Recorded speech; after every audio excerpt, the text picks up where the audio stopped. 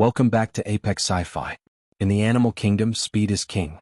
The cheetah, the falcon, the gazelle, they are built for the sprint. Most alien species are the same. They evolved from high-gravity predators or hyperfast prey.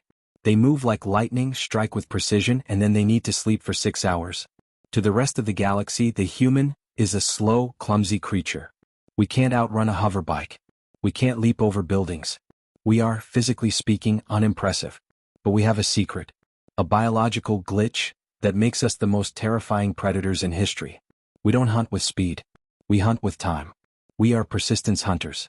While every other animal on Earth eventually overheats and dies, humans have the unique, disgusting ability to leak water through our skin to stay cool. We sweat. We have upright posture that minimizes sun exposure. And we have a mental defect that tells us to keep moving just because we want to see what's on the other side of that hill. To an alien, a short walk with a human isn't a leisure activity. It is a slow-motion execution. Today's story is about Mark and his alien roommate Tvak. Tvak is a gazellian, a species that can run at 60 miles per hour. Mark invited Tvak to a nice afternoon hike in the mountains of the new frontier colony. Tvak thought it would be a joke. He was wrong. If you have ever been that friend who says, "It's just 5 more minutes," when you're clearly lost, smash that like button. And if you want to see a hyper-fast alien realize that humans are actually biological terminators, subscribe and ring the bell.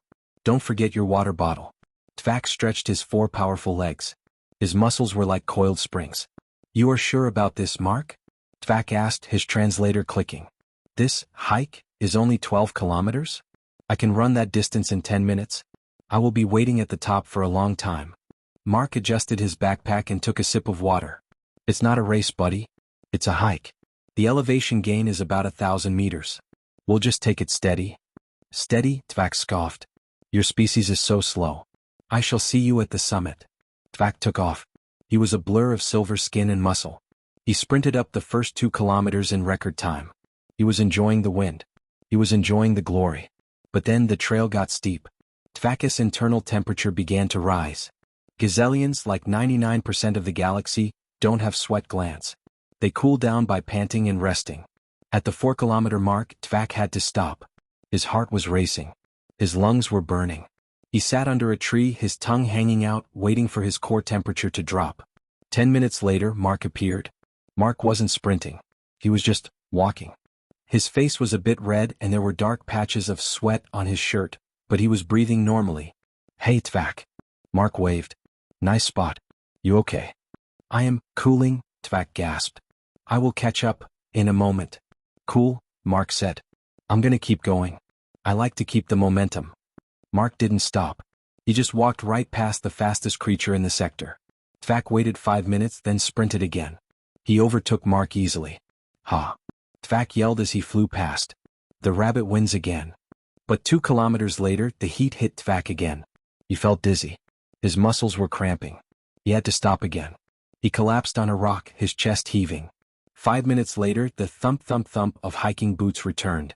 Mark walked up, took a bite of a granola bar and checked his GPS. Almost halfway there. Mark smiled. "You're doing great, man. Want some water?" "How?" Tvak wheezed. "You have not stopped. Your heart, is it made of nuclear fusion?" "Nah," Mark laughed. "I'm just sweating. It's like a built-in radiator. Keeps me in the Goldilocks zone." The pattern continued for 3 hours. Tvak would sprint, feel superior for 2 minutes and then collapse for 15. Mark just walked. By the 8-kilometer mark, Tvak wasn't sprinting anymore. He was limping. His metallic skin was hot to the touch. He looked at Mark with genuine fear.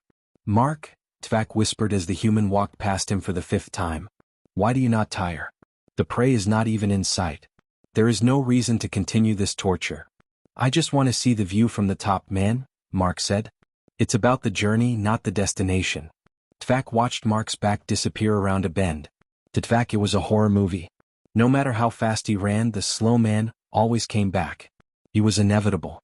He was a machine that used salt and water to defy the sun.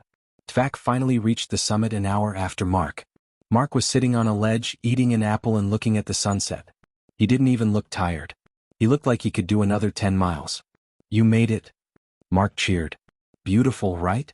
Tvak fell face first into the dirt. "I am retiring," Tvak mumbled into the grass. "I am selling my legs." I am moving to a planet with no hills. TVAC wrote a report to the Gazelian High Command that night. Subject, the human engine.